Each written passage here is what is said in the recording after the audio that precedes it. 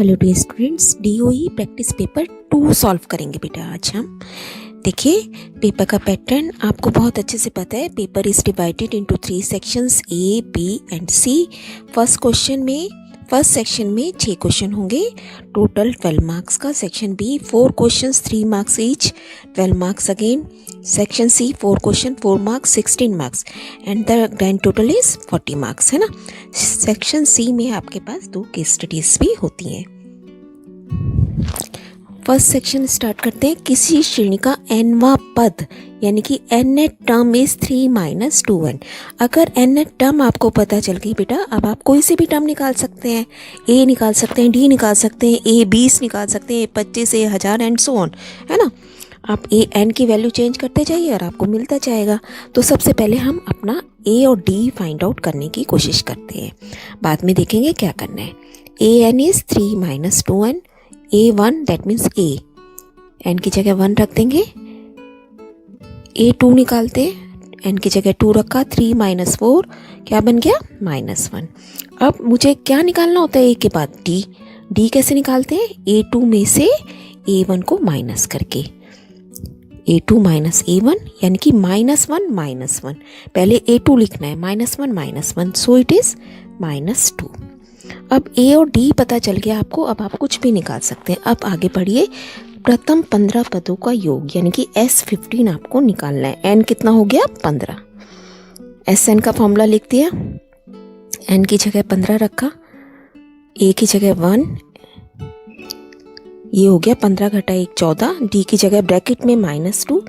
अब आपके पास क्या आ गया, 15/2, अंदर आ गया 2 घटा 28। अब ये 2 से बाहर अंदर कुछ कटिंग नहीं करनी है अनटिल कि आप ये पूरी ब्रैकेट को पहले सॉल्व नहीं कर लेते, तब तक कुछ भी कटिंग नहीं करनी है। अब अंदर का सॉल्व किया, 15/2 घटा 26 आ गया। अब काट देंगे इसे, 2 से काटा 13 आ गया घटा, answer is -195। Second question choice में है, 5वां पद यानी कि a5 इज 26 और 10वां पद a10 इज 51। अब सिर्फ इतना ही दोनों को सॉल्व करने से हमें a और d पता चल जाता है। जैसे लीनियर इक्वेशन सॉल्व करते थे, a5 is a + 4d, a10 a + 9d, दोनों को घटा देते हैं। इसमें से इसको घटाया, a से a कैंसिल हो गया, 9 में से 4 गए 5d, 51 में से 26 गए 25, d बराबर 5। d की वैल्यू यहाँ रखी तो 5 × 4 20 बन गया बेटा। a आपके पास आ गया 6। अब AP हमें बतानी है, a पता है आपको, d पता है, 5 के गैप पे बनाते चले जाएंगे, 6 11 16 एंड सो ऑन। नेक्स्ट देखिए, माध्यक बताना है, मीडियन, वेरी इजी। तो माध्यक को आपको पता है कि हमें संचयी बारंबारता बनानी पड़ती है। वो कैसे बनता है, कॉम्युलेटिव फ्रीक्वेंसी ऐड ऑन करते जाते हैं। कॉलम बना लिया, सबको ऐड कर लिया। अब इस कॉलम का टोटल भी आपका वही आना चाहिए जो यहाँ लास्ट में आ रहा है, दैट मीन्स n = 25। अब n/2 चाहिए होता है हमें मीडियन के लिए, 12.5 आ गया 25 को 2 से भाग करके। अब मीडियन क्लास कैसे देखते हैं बेटा, 12.5 से जो भी पहला नंबर ज़्यादा आता है, यानी कि 16 आपने देखा तो मीडियन क्लास हमारी बन गई 12 से 18। अब आप मीडियन का फॉर्मूला लिखेंगे, हमेशा फॉर्मूला लिख लीजिए, तब आपको एकदम क्लियर पता चल जाएगा कि इस फॉर्मूले में मुझे ये चीज़ें चाहिए। L आपका हो गया 12, H आपका 6 है ना, F इसकी अपनी फ्रीक्वेंसी 7, n/2 हम निकाल चुके हैं, और CF जो यहाँ पे होता है वो इससे ऊपर वाला, मीडियन क्लास से ऊपर का। सारी डिटेल आपने लिख दी, फॉर्मूले में अप्लाई कर देना है बस ध्यान से, नथिंग एल्स। अंदर आपने 12.5 में से 9 घटाया, 3.5/7, 7 से इसे काट दिया, 0.5 आ जाएगा। ध्यान से 6 × 0.5 करेंगे, 3.0 that means 3 only, 12 + 3 15 answer. Next देखिए, ऊंचाई 10 सेंटीमीटर और व्यास 4.5 सेंटीमीटर के एक बेलन को बनाने के लिए कितने सिक्कों को पिघलाना पड़ेगा। तो यहाँ क्वेश्चन में कुछ मिस्टेक है, यहाँ पे ये व्यास है और ये इसकी मोटाई है, तो ये क्रमशः लिखा होता है ना बेटा, व्यास और मोटाई क्रमशः के कितने सिक्के। तो देखिए इंग्लिश में भी पता चल रहा है आपको क्लियर, 1.5 सेंटीमीटर डायमीटर है इसका, ये व्यास है और ये इसकी थिकनेस यानी कि ऊंचाई है। तो एक बड़ा बेलन बनाना है आपको छोटे छोटे सिक्कों को ऐड ऑन करते करते। तो सिक्कों की भी शेप हम क्या लेते हैं मैथ्स में, बेलन, सिलेंडर, है ना। तो नंबर किससे निकालते हैं, बड़े आयतन को छोटे आयतन से भाग कर देते हैं, है ना। तो माना सिक्कों की संख्या बराबर n, हिंदी में भी लिख सकते हैं आप। तो अब आपको क्या करना है, n कैसे निकलेगा, वॉल्यूम ऑफ बड़ा सिलेंडर घटा को भाग करना है वॉल्यूम ऑफ 1 कॉइन से। ठीक है, अब सारी डिटेल लिख लेते हैं। बड़े सिलेंडर की रेडियस कितनी है, 4.5 इसका डायमीटर है, तो रेडियस कितनी हो गई 4.5/2। ऊंचाई कितनी है इसकी 10 सेंटीमीटर। और छोटे कॉइन की रेडियस कितनी है 1.5/2, क्योंकि व्यास है ये, और इसकी ऊंचाई कितनी है 0.2। नेक्स्ट आपको काम क्या करना होता है, सारी यूनिट्स जरूर चेक करनी है, सेंटीमीटर में है ना। तो हम अपना क्वेश्चन अभी कंटिन्यू कर सकते हैं इजीली बिना कोई यूनिट में चेंज किए। अब दोनों जगह आपको पता है सिलेंडर का ही फॉर्मूला लग रहा है, तो इसे आप अलग से लिख ले पहले, πr²h।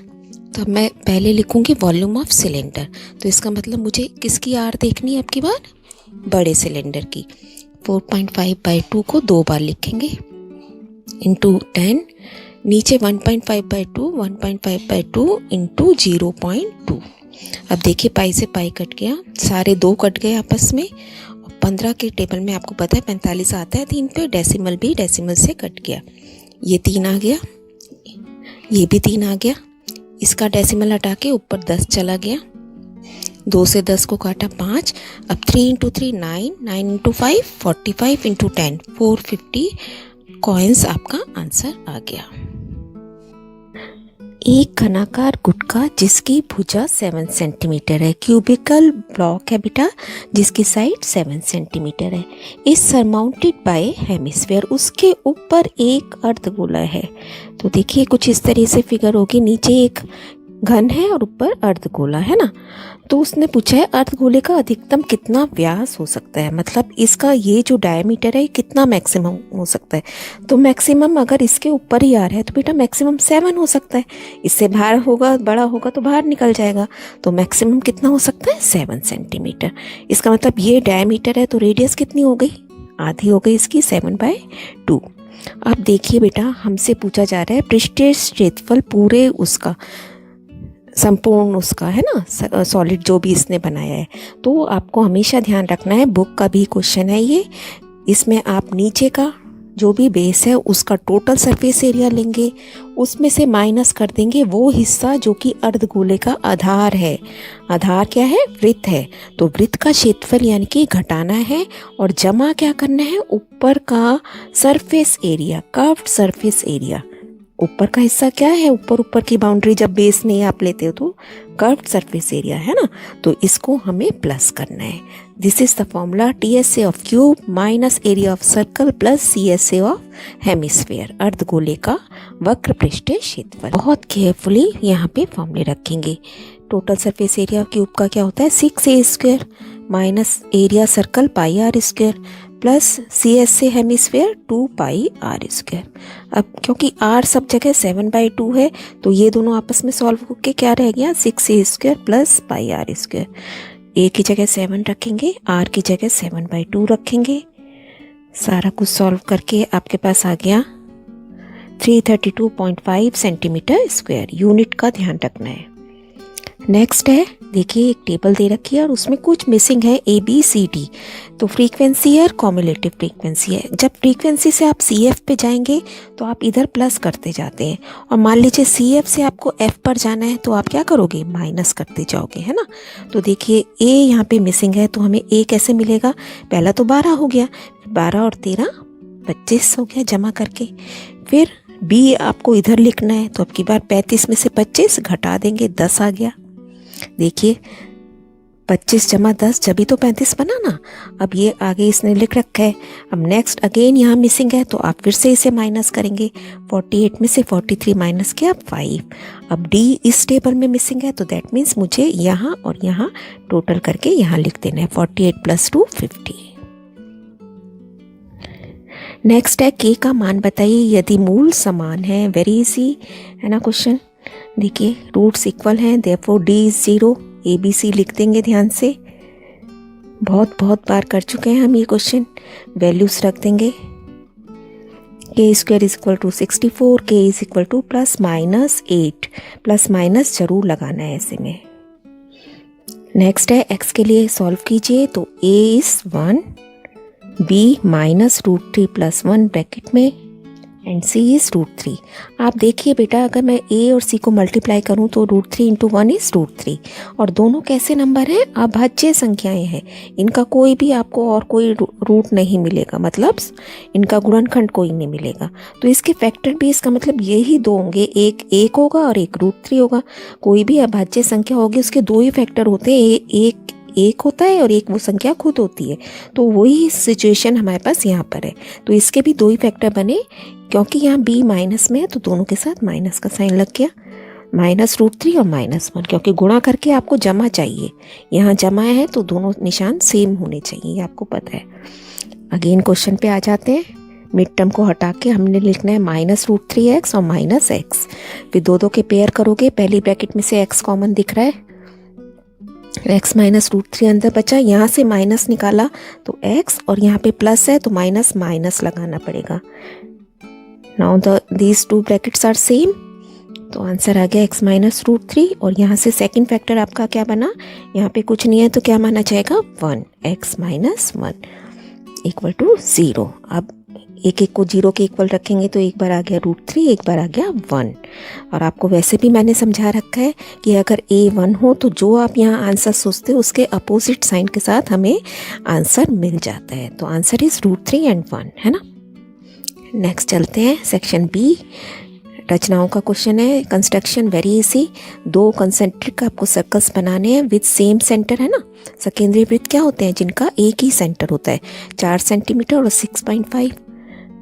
तो बाहर वाले से अब आप कोई पॉइंट ले लेंगे इसके ऊपर बड़े सर्कल पर, और वहाँ से आपको छोटे सर्कल के ऊपर टेंजेंट्स ड्रॉ करने हैं। तो आप दोनों के सेंटर यहाँ से मिला दिया आपको, फिर इसके बाद इसका परपेंडिकुलर बाइसेक्टर ड्रॉ करा, फिर इस पॉइंट से हम सर्कल बनाते हैं, है ना। ये देखिए, और यहाँ जहाँ पहले पर्पल पॉइंट के ऊपर टच करेगा सर्कल ग्रीन वाला, वहाँ से आपने P से टेंजेंट ड्रॉ कर देने हैं। तो यहाँ पे कौन कौन से टेंजेंट बने? PX = PY। हमें कई बार इसको मापने के लिए भी बोला जाता है। नेक्स्ट अगेन कंस्ट्रक्शन है चॉइस में, एक 7 सेंटीमीटर लंबा रेखाखंड लाइन सेगमेंट ड्रॉ करनी है, और इसके एक कॉर्नर पे 3 सेंटीमीटर का और एक पे 3.5 का सर्कल बना देना है। ये देखिए इस तरीके से बन गया। अब आपने क्या करना है, इस पॉइंट से इधर टेंजेंट्स ड्रॉ मांगे जा रहे हैं हमसे, और इससे इधर। तो ये भी आपको आता है, सारे बुक के ही क्वेश्चन है। एक ही बार परपेंडिकुलर बाइसेक्ट करना पड़ता है और दोनों के ऊपर हमारे टेंजेंट्स हमें मिल जाते हैं। देखिए यहाँ से आपने इससे एक सर्कल ड्रॉ करा। अब यहाँ जहाँ ये पहले रेड को काट रहा है तो ओ से रेड पे टेंजेंट ड्रॉ कर देंगे, और जहाँ यहाँ ब्लू और पर्पल आपस में मिल रहे हैं वहाँ पी से ड्रॉ कर देंगे। ठीक है, नाम रख देंगे, सबके लेबल ज़रूर करना है, अदरवाइज आपको कोई मार्क्स नहीं दिए जाएंगे। कंस्ट्रक्शन में एट एवरी पॉइंट आपका यहाँ पे लेबल होना चाहिए। नेक्स्ट ट्रिग्नोमेट्री, किसी समय पर मीनार की छाया, मीनार बना लेते हैं एक, उसकी छाया शेड जमीन पे पड़ रही होगी। उस समय की छाया की 3 गुनी है जब सूर्य का उन्नयन कोण 60 डिग्री है। 60 डिग्री पे जितनी छाया बन रही है, थोड़ी देर बाद छाया बड़ी हो जाती है और उसकी 3 गुना हो जाती है, ट्रिपल हो जाती है, 3 टाइम्स। तो देखिए 60 डिग्री का एंगल बनाते हैं पहले। अब अगर यहाँ पे x है ये पोर्शन छाया और 60 डिग्री का एंगल है, तो ये जो पूरा बड़ा वाला है ये कितना है बेटा? 3x है, इसका 3 गुना। 3 गुना कैसे निकालोगे? 3 से गुणा करके, तो ये पूरा हो गया 3x। तो मुझे ये बताना है कि ये जो एंगल C पे बन रहा है ना, ये कितने डिग्री का है। तो बहुत ही आसान क्वेश्चन है। पहले हम यहाँ से चलना शुरू करते हैं। 2 triangles again in triangle ABD, AB/BD, BD की जगह हमने x लिख दिया। This is 1060 √3। AB आपके पास आ गया √3x।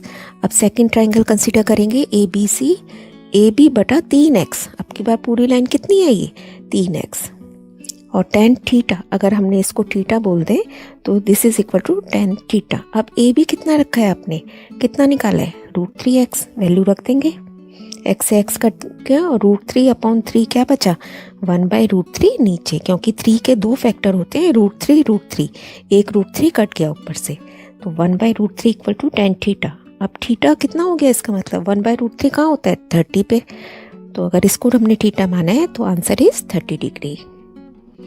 नेक्स्ट है, दी गई आकृति में दो वृत्त एक दूसरे को सी पर टच करते हैं। ये देखिए दो वृत्त आपको सर्कल इस तरीके से दिए गए हैं कि दोनों से सी पर एकदम कनेक्ट कर रहे हैं और यहाँ से टेंजेंट ड्रॉ कर रहे हैं और एक टेंजेंट यहाँ इस तरीके से ड्रॉ किया जा रहा है। हमें ये बताना है कि ये जो टेंजेंट यहाँ से ड्रॉ किया है ये इस पी क्यू लाइन को आधा आधा कर रहा है, समद्विभाजित कर रहा है, ये बाइसेक्ट कर रहा है इसको।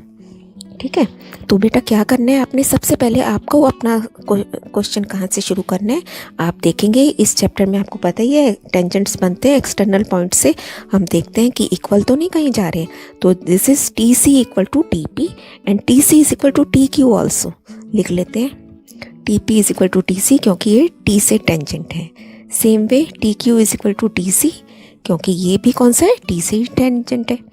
तो इसका क्या मतलब हुआ कि TC जो है PT के भी बराबर है और TQ के भी बराबर है, तीनों चीज़ें आपस में बराबर है, ये एंड ये। तो हमें तो यही प्रूव करना था कि T इसको आधा आधा बांट रहा है, that means TP is equal to TQ और इसका ये मध्य बिंदु है, TPQ का मध्य बिंदु है अगर दोनों हिस्से बराबर हैं, और यही हमें प्रूव करना था।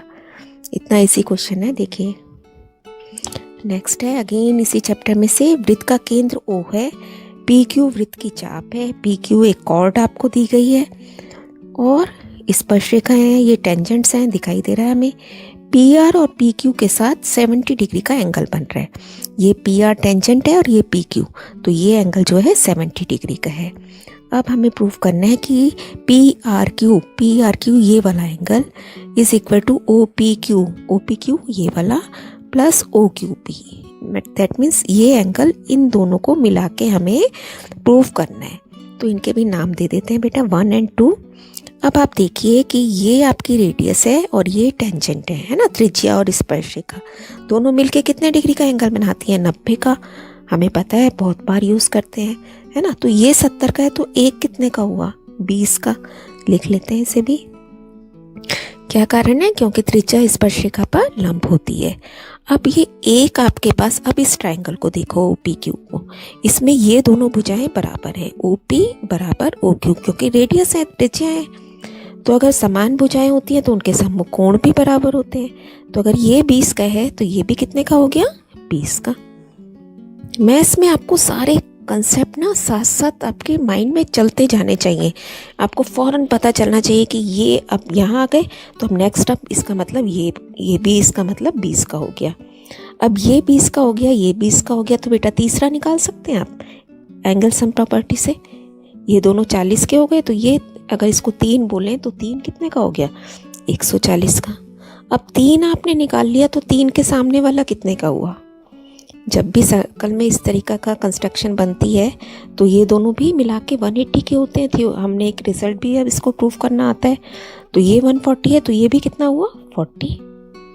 क्या कारण है, क्योंकि ये दोनों सप्लीमेंट्री हैं, संपूरक हैं, तो इसका मतलब ये 40 का है और 1 और 2 को अगर आप जोड़ दोगे तो भी कितने के बने थे, ये 20 और 20 40, तो यही तो हमें प्रूव करना था। That means PRQ is equal to angle 1 plus angle 2 and the result is proved. Next हमारा सेक्शन C शुरू हो जाता है।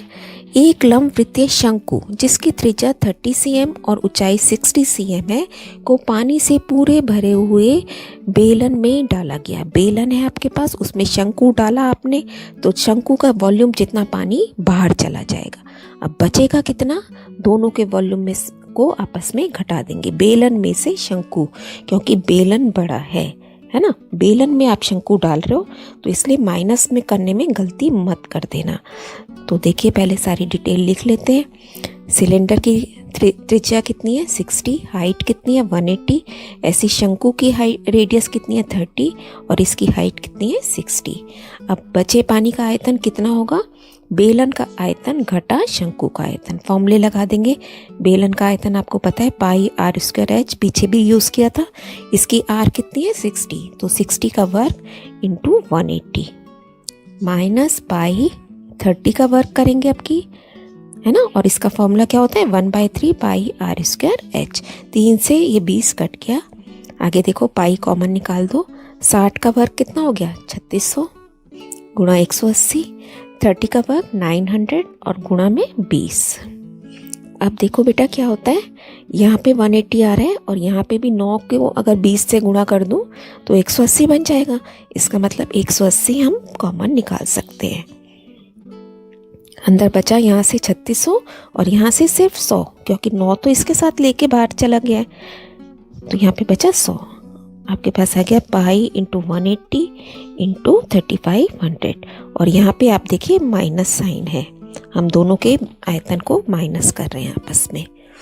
नेक्स्ट देखिए, इसको सॉल्व कर लेते हैं। आगे पाई की वैल्यू रख देंगे। ये आपके पास आ गया सेंटीमीटर क्यूब। अब उसने हमसे आंसर देखिए किस में मांगा था, बेलन का शेष बचे पानी की मात्रा लीटर में ज्ञात कीजिए। क्वेश्चन को बेटा 2-3 बार आपने अच्छे से समझ लेना है कि क्या क्या पूछा जा रहा है।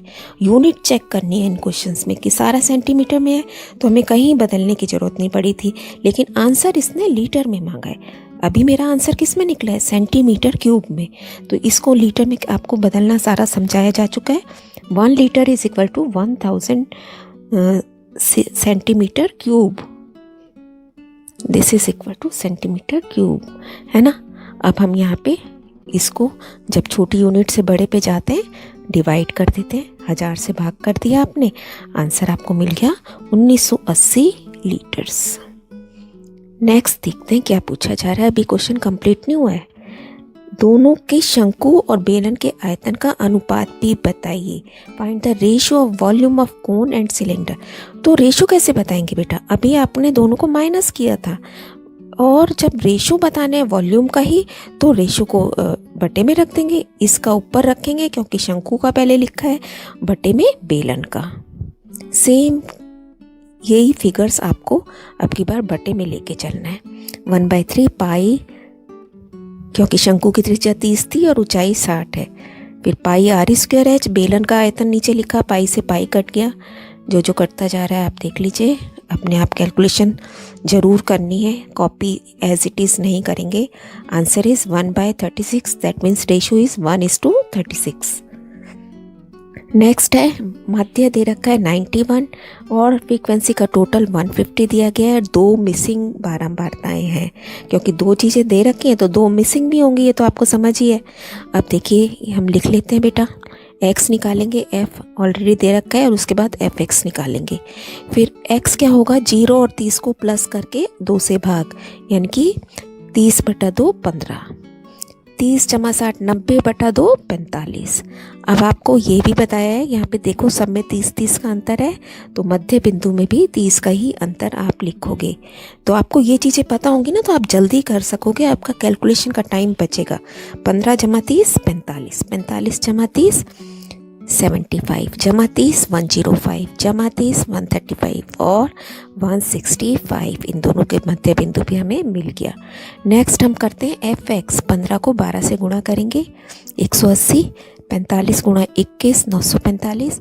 अब आप ये मिसिंग फ्रीक्वेंसी है, इसे आप बॉक्स में या सर्कल में डालेंगे, ये आ गया 75A। इसे भी अलग से मेंशन कर दिया, इसको गुणा करा, b को भी हाईलाइट कर दिया, और 11 × 65 165 किया 1815।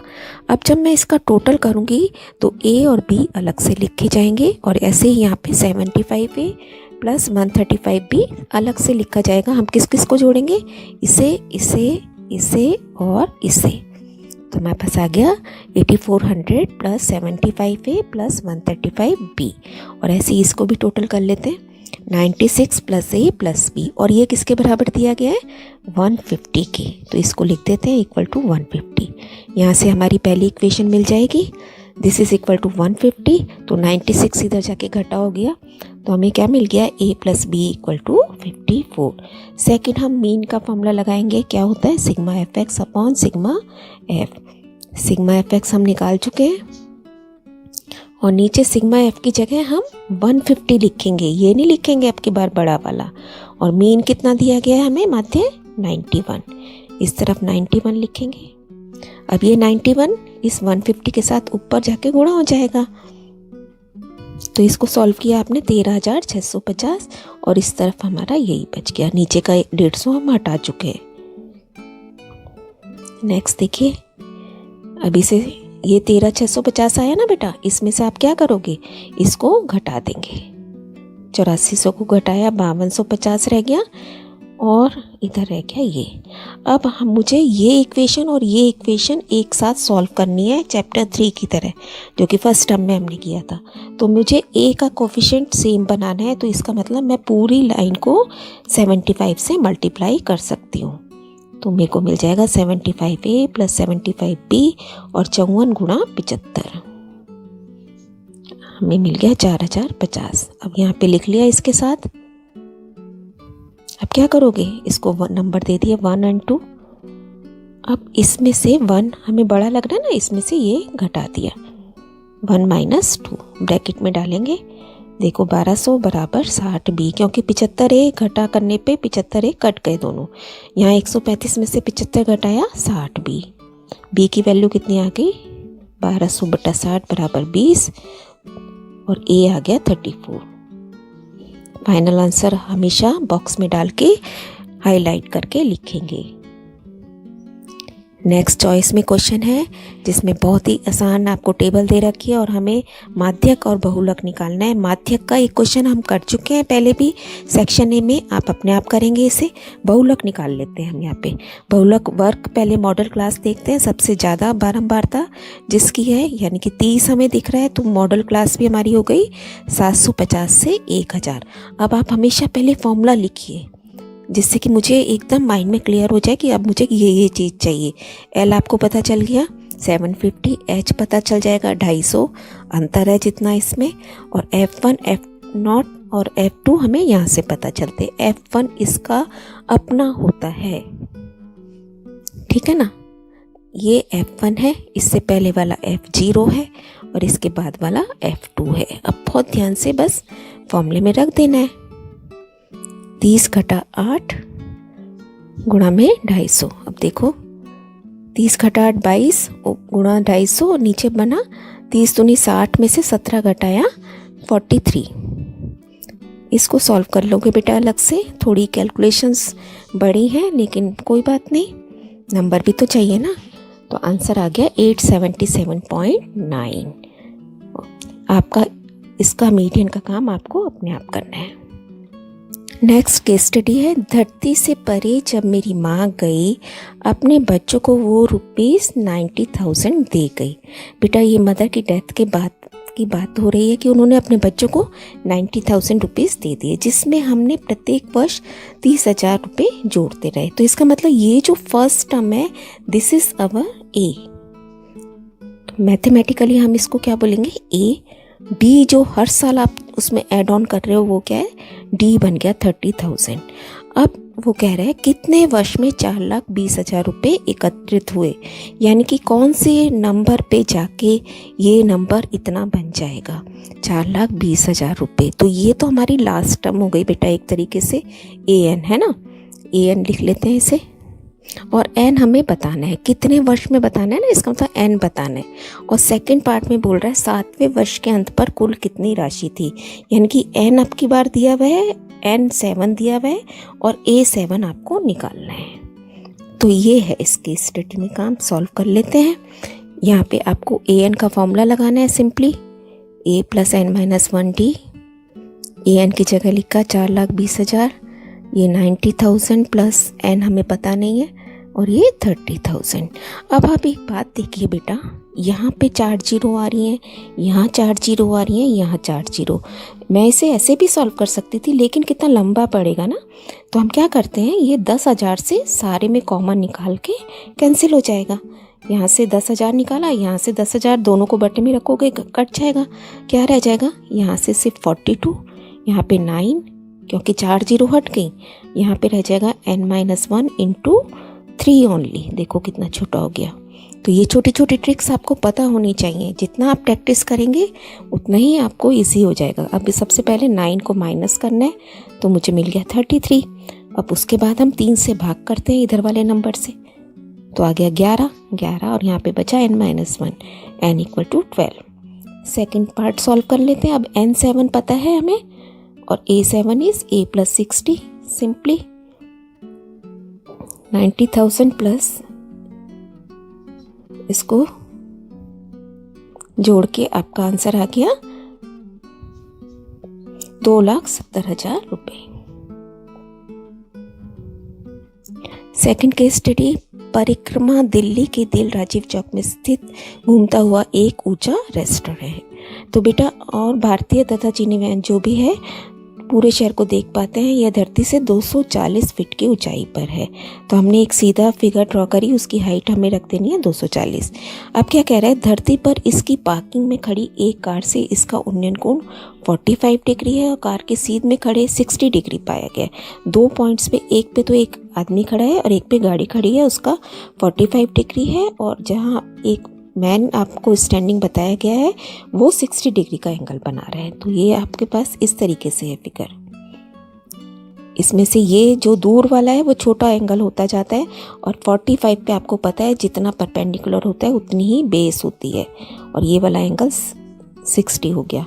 हमसे पूछा जा रहा है व्यक्ति रेस्टोरेंट के पद से कितनी दूर है, यानी कि BC निकालना है, और कार और व्यक्ति के बीच की, तो ये कार है, ये व्यक्ति है, CD भी हमें निकालना है। ठीक है, कर लेते हैं इसे। ये 240 फीट हमें दिया गया है, तो अगर मैं ABD ट्रायंगल कंसीडर करूं जहां 45 का एंगल बन रहा है, तो BD आपको पता है, मेंटल मैथ से ही आपको पता है कि AB 240 ही आएगा, क्योंकि 10 45 1 होता है। This is 10 45 equal to 1, AB is equal to BD equal to 240 feet। अब छोटा ट्राइंगल कंसीडर करेंगे, AB बटा BC 1060 √3, जो कि उसने 1.73 वैल्यू रखने के लिए हमसे बोला है। देखिए यहाँ पे, तो नाउ BC is AB बटा 1.73। AB की वैल्यू रखेंगे 240, 1.73 से डिवाइड करना है, हमें मिल जाएगा 138.7 फीट। सेकंड हमें CD निकालना है। BC तो हो गया बेटा, अब CD कैसे निकलेगा, BD माइनस BC। BD हमें पता है 240 है, BD minus BC 240 minus 138.7, this is 101.3 feet. तो ये हमारे दोनों आंसर आपने हाईलाइट कर देने हैं। तो बेटा ये कंप्लीट होता है हमारा पेपर यहाँ पे भी। तो आप देखिए कि पेपर में बहुत इजी क्वेश्चन है, सिर्फ आपको कैलकुलेशन अपनी बहुत ध्यान से करनी है। कॉपी में करने में गलती नहीं करनी है और कैलकुलेशन में गलती नहीं करनी, सही फॉर्मूले यूज़ करने हैं, पेशेंस रखनी है और आपको बहुत अच्छे नंबर मिलेंगे। Keep on learning, stay blessed.